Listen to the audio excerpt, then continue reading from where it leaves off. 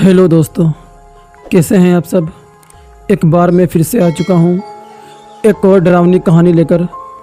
तो आज की हमारी कहानी है ट्रक ड्राइवर के पीछे पड़ी पिछल पेरी।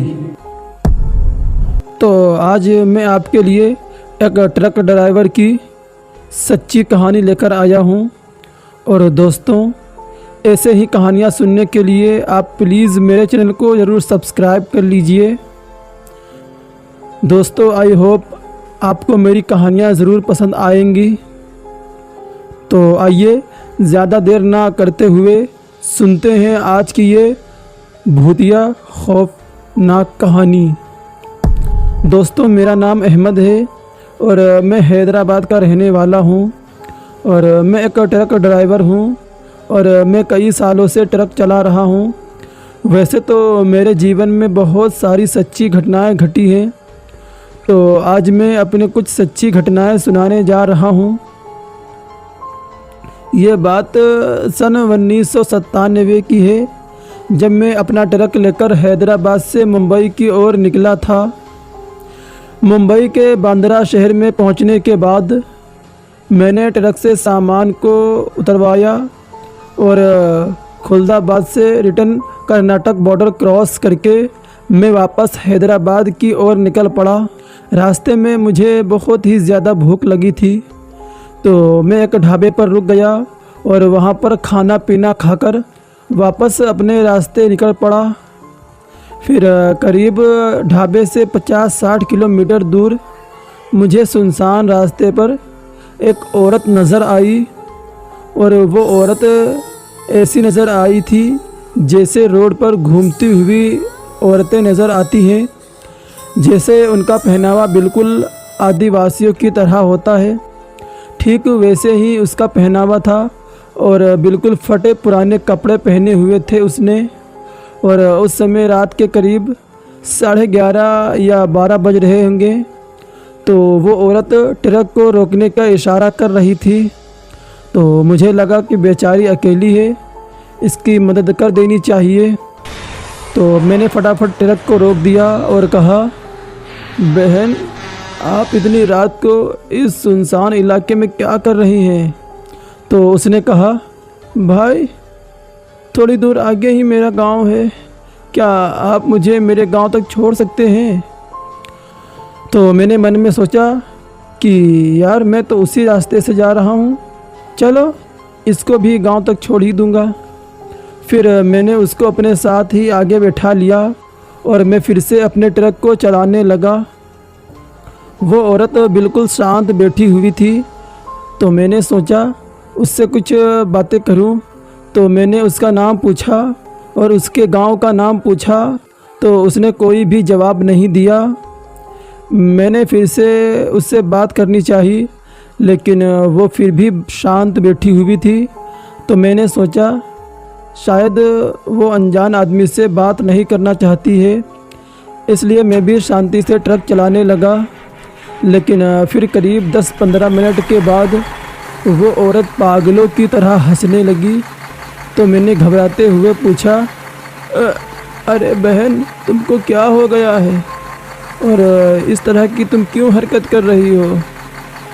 मेरे पूछते ही उसने इस बार दोहरी आवाज़ में कहा, तू चुपचाप गाड़ी चला, वरना मैं तेरा सर तेरे धड़ से अलग कर दूंगी।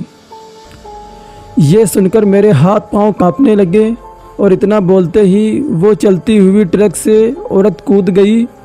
तभी मैंने ट्रक को धीमा किया और जब मैंने पीछे मुड़कर देखा तो वो मेरे ट्रक के पीछे भागती हुई नज़र आ रही थी। तभी मैंने मन में सोचा कि इतनी स्पीड में चलती हुई ट्रक से ये औरत कूद गई और फिर भी इसे कुछ भी नहीं हुआ। ज़रूर ये कोई चुड़ैल ही होगी, क्योंकि साधारण औरत अगर होती तो वो कब की मर जाती या फिर वो घायल हो जाती।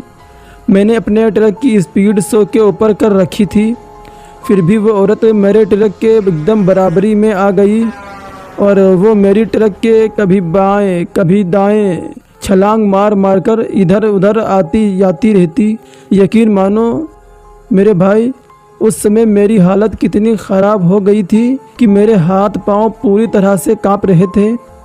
तभी अचानक टर्निंग पॉइंट आया और मैंने अपना कंट्रोल खो दिया और मेरा ट्रक सीधा खेत में जाकर गिर पड़ा और धीरे धीरे मैं बेहोश होने लगा। जब सुबह मेरी आँख खुली तो करीब 15-20 लोग मुझे घेर कर खड़े हुए थे। उन्होंने मुझे उठाया तो मैं काफ़ी घबराया हुआ था। तो उन्होंने मुझसे पूछा, भाई तुम कहाँ के रहने वाले हो और तुम्हारा ये हाल कैसे हुआ भाई? तो मैंने उन्हें बताया कि मेरा नाम अहमद है और मैं हैदराबाद का रहने वाला हूँ। जब रात को मैं हैदराबाद वापस जा रहा था तो मुझे रास्ते में एक औरत मिली। उसने मुझसे लिफ्ट मांगी और फिर जो भी आगे का वाक़या हुआ मैंने उन्हें पूरी बात बता दी। तो उनमें से एक बूढ़े आदमी ने बोला, बेटा तुम्हारी किस्मत बहुत ही ज़्यादा तेज़ है और तुम ऐसे अकेले नहीं हो जिसके साथ ये हादसा हुआ है। जिस औरत की तुम बात कर रहे हो दरअसल वो पिछल पेड़ी चुड़ैल है जो इंसानों को अपने जाल में फंसाकर उनका खून पीकर उन्हें मार डालती है। ये सुनकर मैं काफ़ी ज़्यादा घबरा गया और ऊपर वाले का शुक्रिया अदा किया।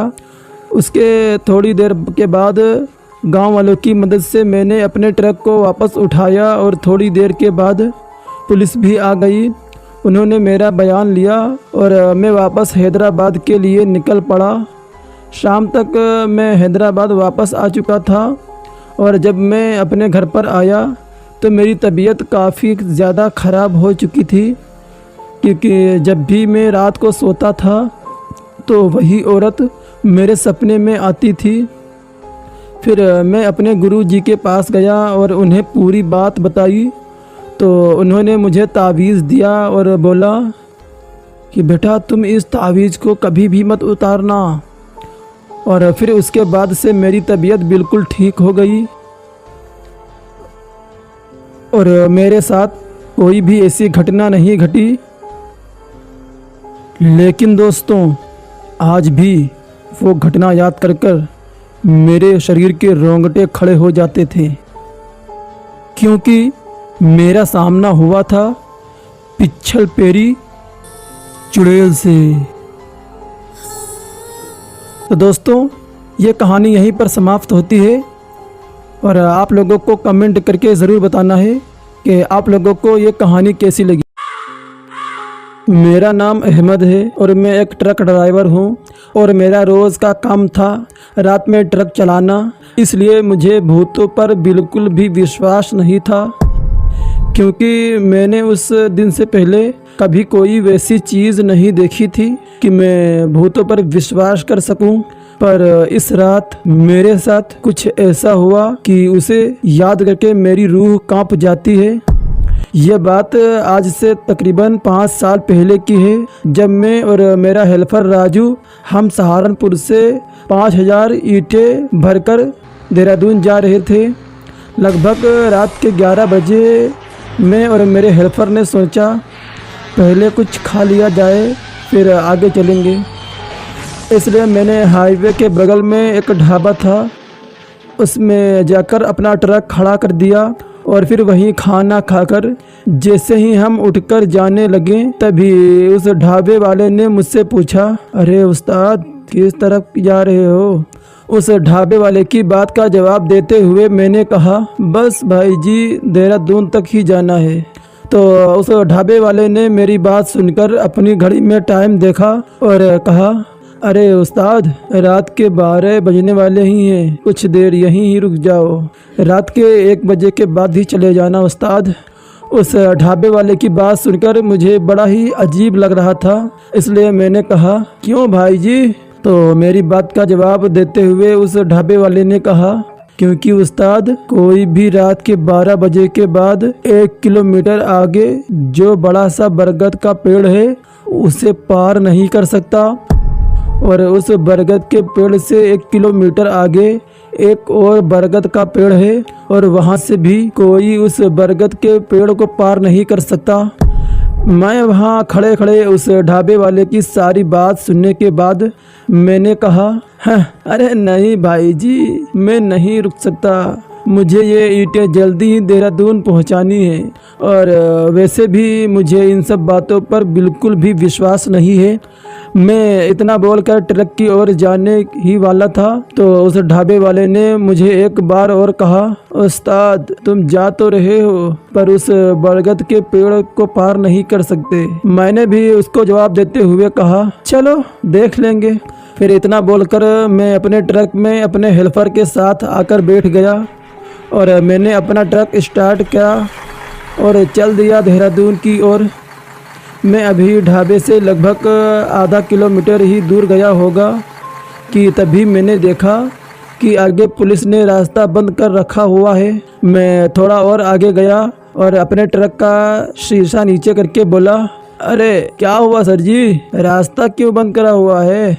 मेरी बात सुनकर वहाँ खड़े पुलिस वाले ने कहा, अरे उस्ताद ट्रक साइड में लगा दो, 1 बजे के बाद यहाँ से जाना। उस पुलिस वाले की बात सुनकर मैंने कहा, नहीं सर जी, मैं नहीं रुक सकता, मुझे ये ईंटें जल्दी ही देहरादून पहुँचानी है। मेरी बात सुनकर उस पुलिस वाले ने मुझसे कहा, अरे उस्ताद मेरी बात मानो, 12 बज गए हैं और अब 1 बजे तक बरगद के पेड़ के आगे से कोई नहीं जा सकता, तुम 1 बजे के बाद चले जाना।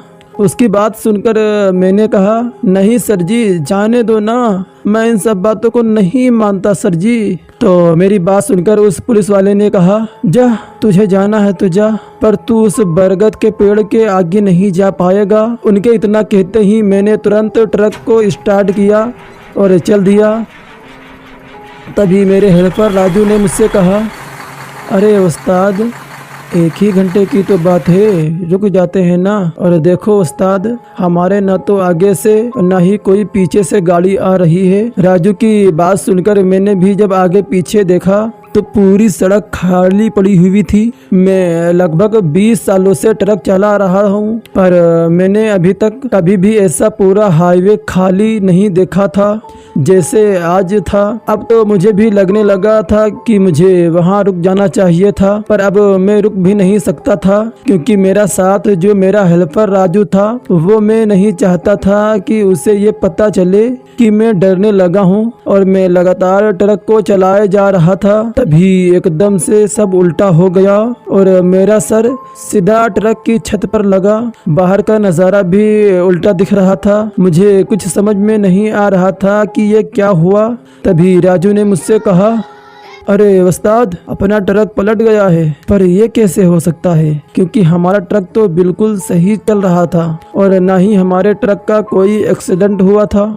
यही सब सोचते हुए मैं और राजू किसी तरह ट्रक से बाहर निकले तो हमारी आंखें फटी की फटी ही रह गईं। मुझे तो अपनी आंखों पर विश्वास ही नहीं हो रहा था क्योंकि हमारा ट्रक बिल्कुल उल्टा हुआ रखा था और ऐसा लग रहा था जैसे किसी ने हमारे ट्रक को उठाकर उल्टा करके रख दिया हो, क्योंकि हमारे ट्रक में जो ईंटें लोड थी वो भी बिल्कुल वैसे रखी हुई थी और ना ही हमारे ट्रक में कोई निशान आया था। और इसीलिए मैंने कहा था कि किसी ने ट्रक को उठाकर उल्टा करके रख दिया हो।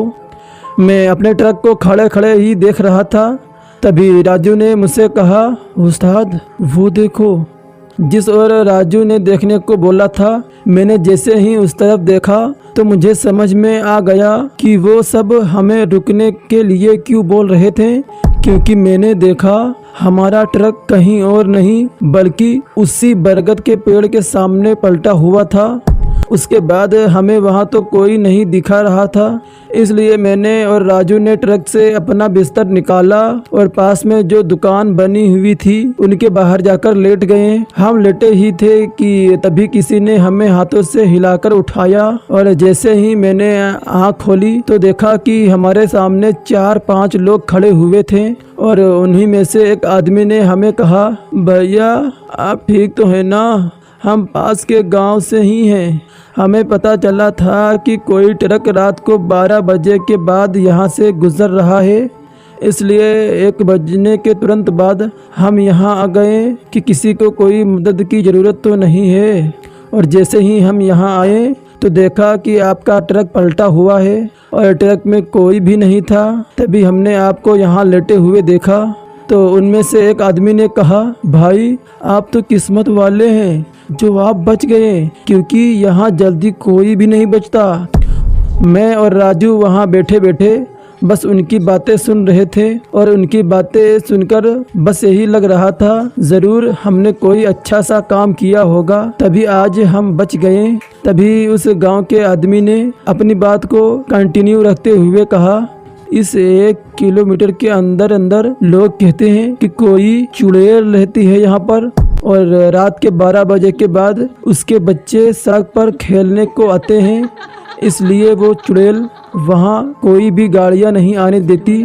और 1 बजने के बाद उनके बच्चे जब खेल कर चले जाते हैं तब कोई भी वहाँ आ जा सकता है। उस रात मैंने और राजू ने किसी तरह कट्टी और अगली सुबह क्रेन बुलाकर ट्रक को सीधा कराया और तब हम वापस देहरादून आए। और फिर उसके बाद मुझे वो रात जिंदगी भर के लिए याद हो गई, क्योंकि उस रात पता नहीं मैंने कौन सा अच्छा काम किया था कि उस रात हम लोग बच गए थे। और फिर उसके बाद से मैंने उस हाईवे पर रात में जाने से परहेज की, रात में वहाँ नहीं गया।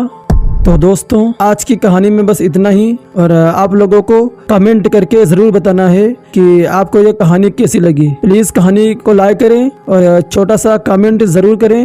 और अगर अभी तक आप लोगों ने हमारे चैनल को सब्सक्राइब नहीं किया है तो प्लीज़ हमारे चैनल को सब्सक्राइब करें। दोस्तों यार मैं आपके लिए बहुत मेहनत करता हूँ, एक से डरावनी कहानियाँ सुनाता हूँ जिसमें आप लोगों को सच में डर होने का एहसास भी पैदा होता है। तो यार मेरी मेहनत को देखते हुए प्लीज़ वीडियो को लाइक कर दिया करें और चैनल को सब्सक्राइब भी कर दें। और इसी तरह की डरावनी कहानियाँ सुनने के लिए मैं फिर हाजिर होऊंगा एक और नई वीडियो में। तब तक के लिए bye bye and take care.